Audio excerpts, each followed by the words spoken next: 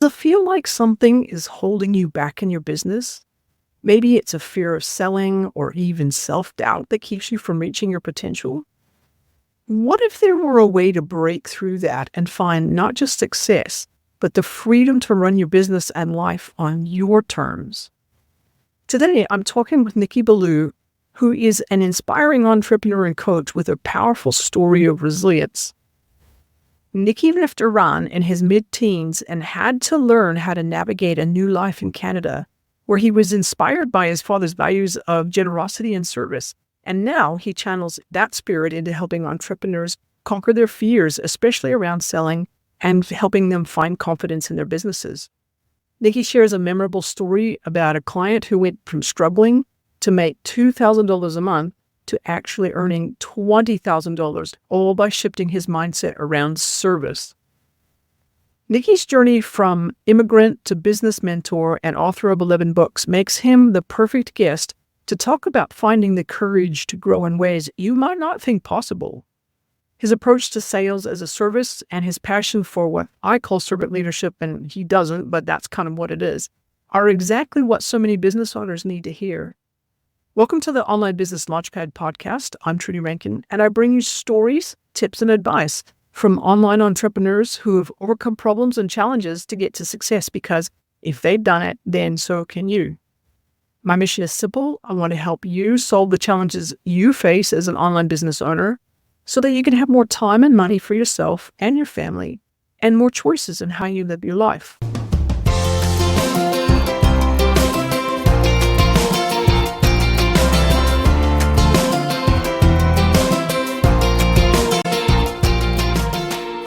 Welcome to the Online Business Launchpad podcast. I'm your host, Trudy Rankin, and today I have with me Nicky Billou. Nicky, welcome to the podcast. Trudy, thanks for having me. Great to be here. It's really going to be interesting talking with you today. I'm quite interested to hear what you have to say. Can you share with our listeners just a little bit about yourself, who you are, where you're from, and what you do? Absolutely. Actually, I'm originally an immigrant from the Middle East. I'm a Christian from Iran. When I was 11 years old, the Islamic Revolution took place in Iran. And my late father, God rest his soul, he could see the writing on the wall. This wasn't going to be a place to raise a Christian families. He and my mom got together. They made a plan, and they hustled my two brothers and I out of Iran and moved us to where I now live eventually, which is Toronto in Canada.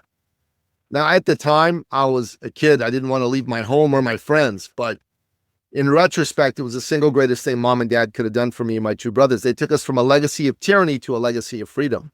I believe inside every human breast beats the living heart of freedom. Every man, every woman on this planet yearns to breathe free, to march to the tune of their own drummer, to chart their own course. And if you're an entrepreneur, freedom needs to matter to you. Without freedom, you can't have free expression. Without free expression, you can't have free enterprise. Without free enterprise, you cannot have an entrepreneurial society which allows you to be an entrepreneur and pursue your dreams. And my late father was an entrepreneur. He's the greatest man I knew. Trudy, if you met him, you would have loved him. He was the kind of man that if you were looking for work, he'd sit you down in his office, he'd call up all his buddies, and he'd just browbeat them until one of them hired you. If you were trying to start a business, he'd sit you down, he'd listen to you, he'd give you his best advice, connect you with sources of capital and clients. And if you were trying to buy a car, a home, or an apartment, and you didn't have quite enough money, he'd top you up with a loan that he'd never let you pay back. People would always say to me when I tell them the story, Nicky, what are you talking about? That sounds like it's too good to be true. Nobody in real life is like that. I said, there was at least one person I know who in real life was like that. That's the late, great Napoleon Billou. And they go, okay, why would he do that? What's in it for him? I said, interesting question. He was a devout and committed Christian, and he believed he'd been blessed by God and his Lord and Savior, Jesus Christ. And so he believed it was his duty to share those blessings with other people. But the second reason is he did it because he could. He was successful. He was rich. I wanted to be like my father. I wanted to be somebody who helped people. Growing up, my dad would always talk to me. I'm so lucky and blessed to have been his son. And he'd say to me, son, life is about people, not money. And I would go, okay, Dad. And he'd say, son, business is about people, not money. And I go, Dad, how's that work? He said, son, think about it. Without people, there's no need for money to do business. I go, oh, just imagine, Trudy, a Venn diagram. First circle is people. Second circle is problems. Third circle is profit. The purpose of business is to solve problems for people for profit. That's it. That's the awe-inspiring purpose of a business. And my father brought this to me. And so when I went into business, I wanted to help other entrepreneurs because I think they're society's greatest heroes, people like my father with big dreams who want to help the world. And so I got into the business of serving entrepreneurs. And here's what I noticed. A lot of entrepreneurs, especially those that are under $1 million, $2 million a year in business, they're really good at helping people. They're not so good at business, especially sales and marketing. And in particular, sales scared them.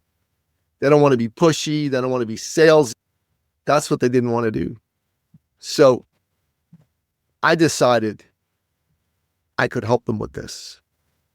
Because if you don't go and get sales, you don't have a business. Let's be honest. Without sales, there's no business. If people think of sales as something that they're scared of, it's because they're putting all the attention on themselves. I wonder if they're going to like me. I wonder if they're going to buy from me, where the attention needs to be on the other person.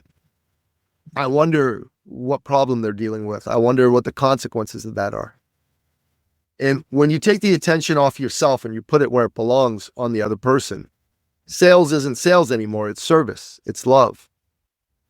Just by teaching people how to do this effectively, I've helped them double, triple, quadruple their business.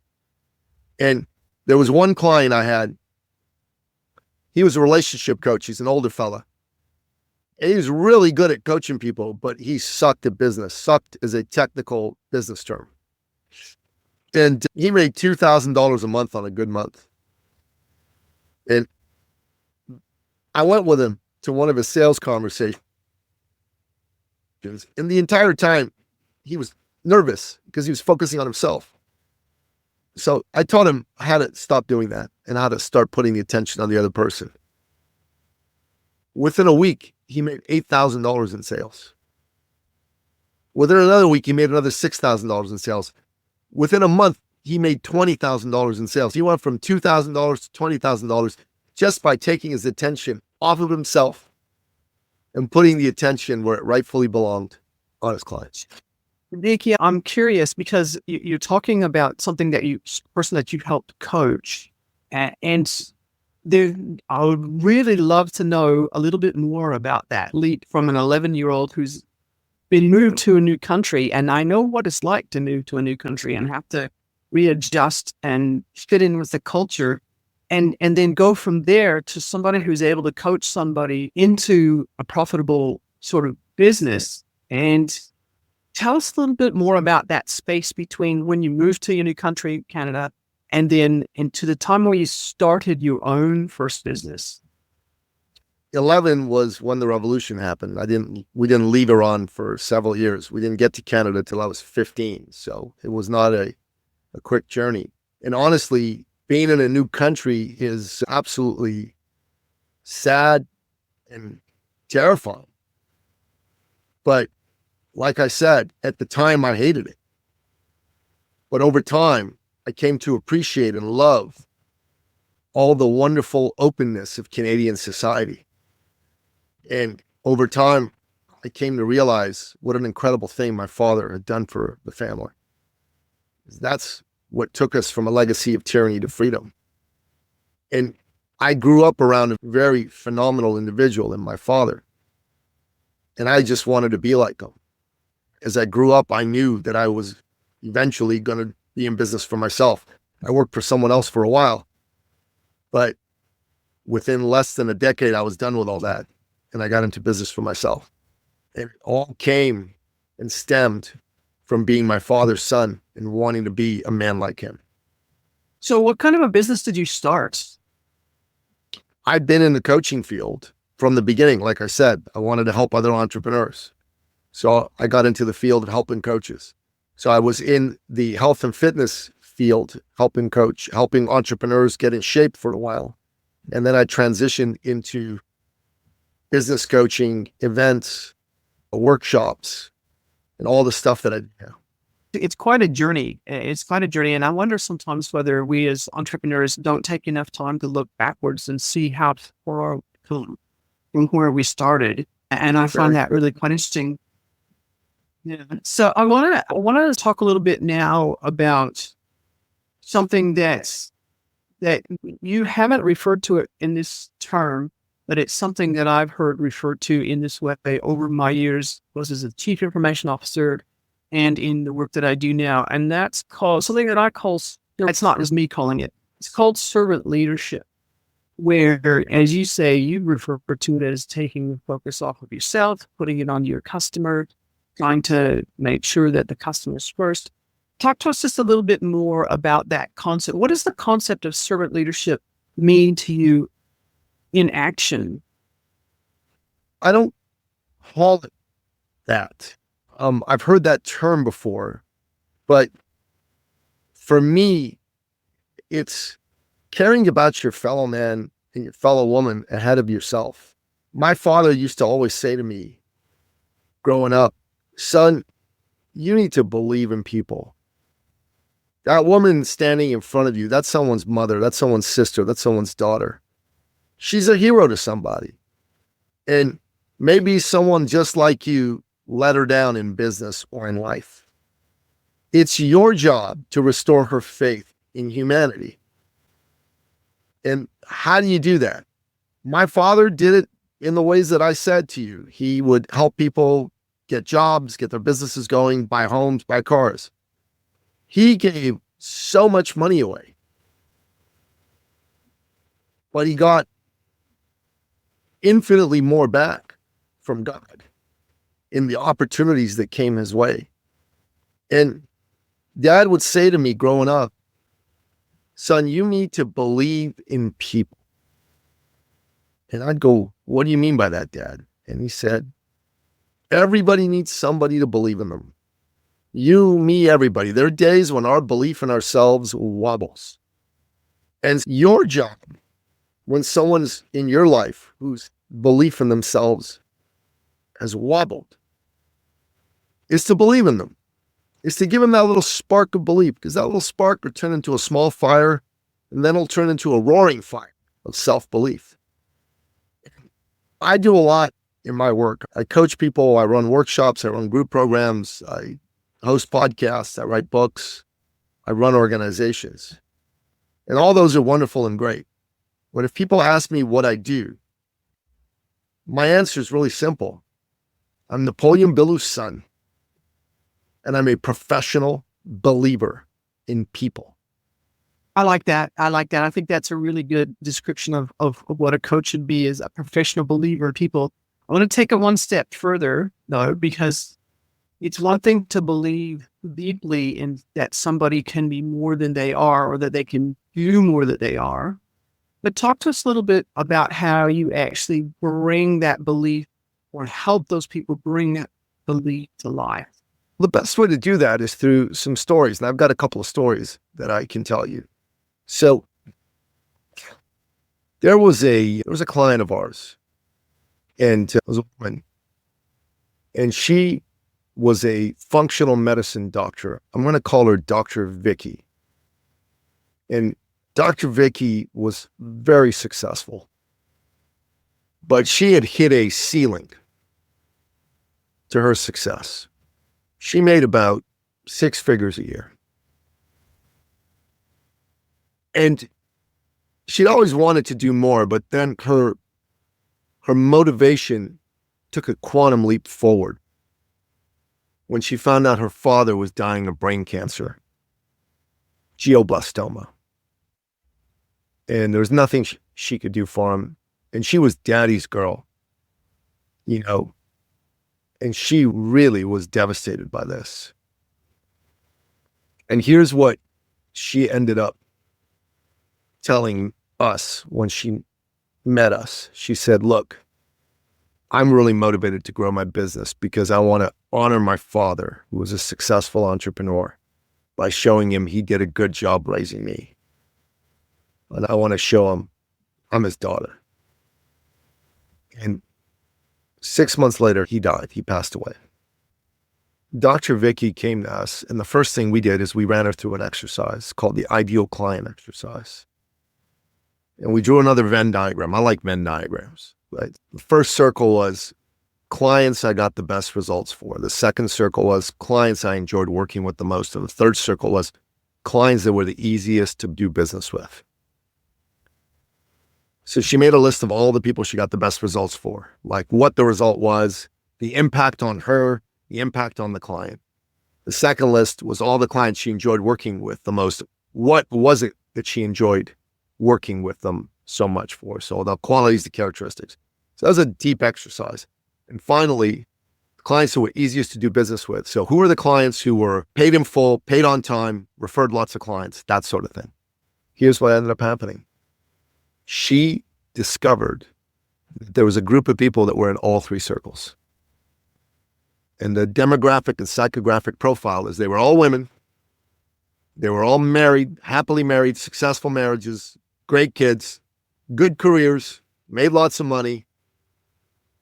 But Trudy, there was one thing that all these women had in common. They were all over 45, 50, 55, 60, that kind of age range. And there was one thing.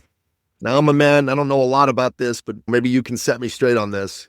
All these women felt that they weren't young and pretty and beautiful anymore. And it was really bothering them. You know what I mean? Really bothering them. They felt overweight. They felt like they lacked energy. They felt they weren't desirable. And it was really bothering them. And so Dr. Vicky came to me and said, aging is inevitable. You're going to get older. Getting older is inevitable. You're going to get older every year. But aging is optional. You can physiologically be as healthy and fit in your 50s, 60s, 70s as you were in your 20s and 30s. And so we helped her come up with a program called Get Your Sexy Back. A really good name. And she doubled her business in her first year. She doubled it again in her second year, and she doubled it again in her third year with us. She was with us for 3 years. And I got to tell you, she went from 6 figures a year to 6 figures a month. And if you think about this, she didn't believe she could do this before. But we believed in her. We showed her what to do and how to do it. And us believing in her had her believe in us. And that virtuous circle of trust just kept spiraling upward. And if someone's listening to this, the first thing you need is someone to believe in you. And then you need to reciprocate that belief back in them. And then you need to be coachable. You need to take the coaching. Because successful people, first of all, they're decisive. They're like, okay, I'm ready to act. I'm decisive. I'm committed. Secondly, they're like really committed. They're willing to be bad at something before they get good at it. Thirdly, they're coachable and they believe in investing in coaching. And fourthly, they're resourceful. They come up with the time and the energy and the money to make it all happen. Dr. Vicky had all of these characteristics. And that's what allowed her to take our coaching and turn it into a beautiful result for herself. I want to swing back a little bit to what you've just said, and because this is something that and it's come up before. I've heard few people talk about it, but it tends to not get talked about a lot. And that is that whole concept of being coachable. It comes up in the world of business. It also comes up in the world of corporations. When you're an employee or you have employees, what does it mean to be coachable?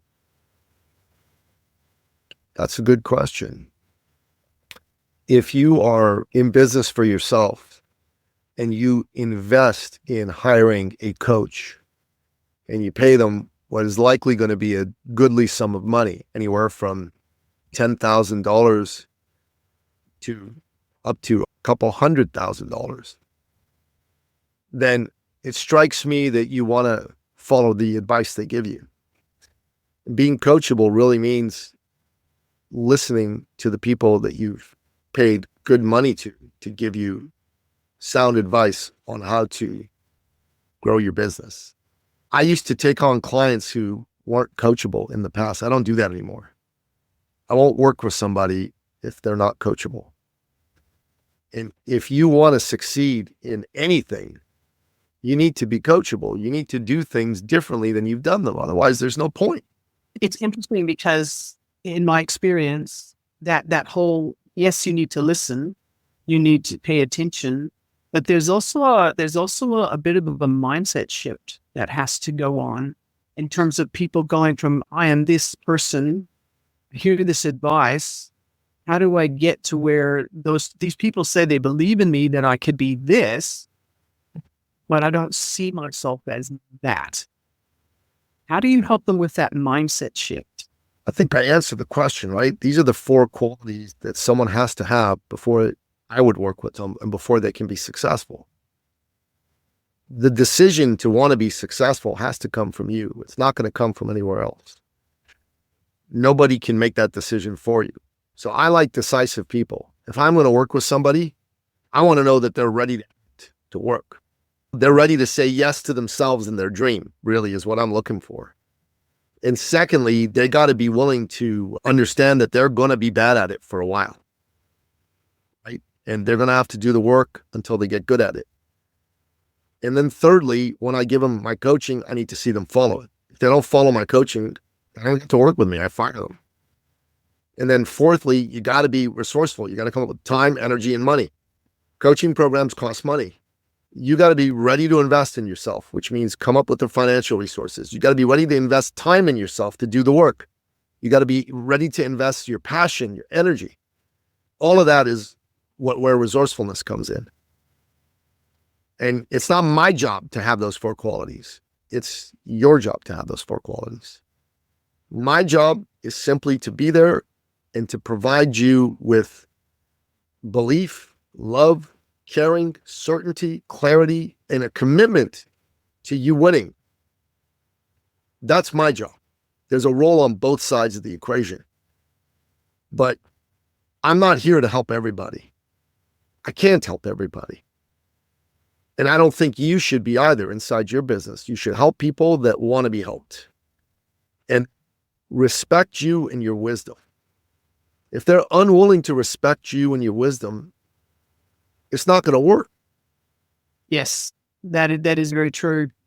It's one of the common things that I hear people say when they first get started working with groups of people. They want to start helping people that have been through the process they've been through, and they basically come back and say, I don't think I can help these people because they're not willing to do all of those things that you just said. And just out of sheer curiosity, because this is part of the way I look at the world and think about things, is that you've got the ability to help people. For you personally, with your business, how do you tend to go out and attract those people to you? Interestingly enough, one of the things I teach is there's 11 channels of client attraction. One of them is being a guest on other people's podcasts. It's a very powerful channel for attracting. The other one is having your own podcast. Third one is speaking on stages. Fourth one is making calls into your warm network. Fifth one is having a book funnel. There's a number of different channels that I use, and I teach this in my course to people. It doesn't matter what strategy you use. That's less important. I know there's gurus who say, oh no, this is the way, only this way. I don't believe in that. What matters is, how bad do you want change? How bad do you want change? That's the most important thing you need to look at. In my own life, about 12, 13 years ago, I was going through a divorce. And my then wife, seemingly out of the blue, decided she didn't want to be married anymore. Maybe I should have seen it coming, but I didn't. I crashed. She kicked me out of the house. I was sleeping on my mother's couch. Couldn't see my kids. And I stopped earning. A friend of mine took pity on me, bought me a ticket to a conference.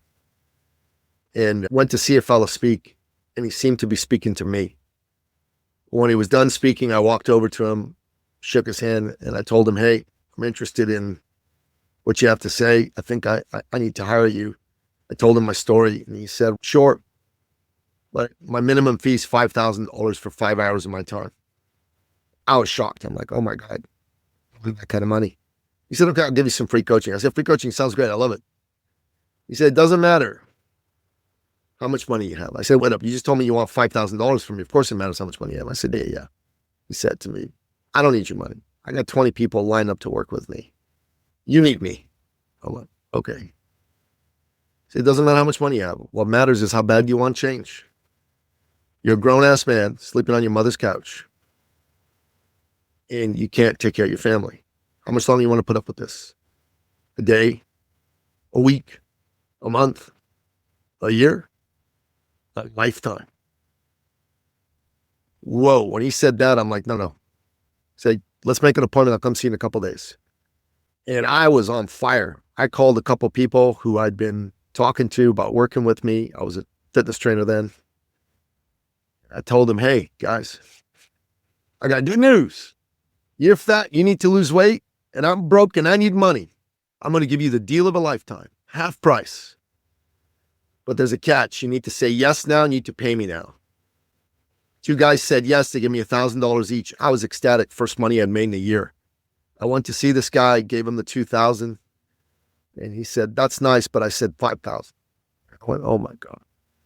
So I said, Bill, his name was Bill. Bill, how many people have you told this story to over the years that you told me? He said, over the years, 30, 40. I said, wow, that's a lot of people. He goes, yep. He said, besides me, whoever came back with any money? He said, oh, you're the first. I'm the first. I said, all right, take my money. I'm going to sign a contract that I'll pay you the balance in 30, 60 days, whatever the case may be. He said, okay. And I paid him back a day early. And in the next 6 months, I made 6 figures. The rest is history. And my question for you and your listener is, how bad do you want change? Because change is going to come from you. The motivation is yours. The actions are yours. Your coach is not responsible for getting your mindset right. You are. You are. Your coach is here to help you look at the things you don't see so you take action. But the you take action part, that's the key. And I think that is a really good place to finish up today, because that is, I love the way you say that, because that is something that a lot of people just completely ignore. If you want something to do it differently, you actually do something about your situation. And so that's been fantastic. Nicky, if people were interested in finding out more about you, or they were interested in potentially working with you, where would they go? Best place is to go to ecircleacademy.com/appointment. That's to book a call with me. And we'll take a deep dive into your business. We'll look at what's working, what's not working. And we'll provide you with a blueprint on how to fix what's not working. If you just want to kick a tire, if you're not in decisive mode yet, then just type Nicky Billou anywhere on the internet. I'm the only Nicky Billou in the world. You can find my podcast. You can go buy my books on Amazon. You can watch my posts on social media. Okay, we'll put those links in the show notes so that people can find you. And just before we jump off, that you saying that just reminded me, I did want to ask you about you said books plural. How many books have you written? I've published 11. Okay, that didn't answer my question. How many have you written? 14. Okay, it's interesting. It's interesting because there are a lot of people out there who think they've got a book in them. Most of them don't think they've got that many books in them. What helped you get to the place where you've got 11 published, but you've actually written all of these books? You've got 14 that you've written. You published 11. Are those other ones in the pipeline, or are they ones that you learned on? We'll see. Possibly. but I'm a bookman. This isn't a virtual background. This is my office. I've got 5,000 books here. I'm a reader, and I love to read and I love to write. So my story is not a typical story when it comes to books. Thank you so much for being on the podcast. And as I said, I'll put the links in the show notes, and we'll add in a couple of links to your books just so that people can see what's there. And yeah, thank you so much. Judy, thanks for having me on the show. It's been great. God bless you. Thank you so much for listening in today. I hope Nicky's stories and insights gave you a fresh perspective on what it means to grow and to serve through your business. I loved hearing about his father's influence and how he helped Nicky build his life and business on the foundation of helping others first. If you enjoyed this episode, be sure to subscribe and leave me a review. It helps me reach more people who need advice like Nicky's on how to turn potential into action. Thanks for joining me, and I'll catch you in the next episode.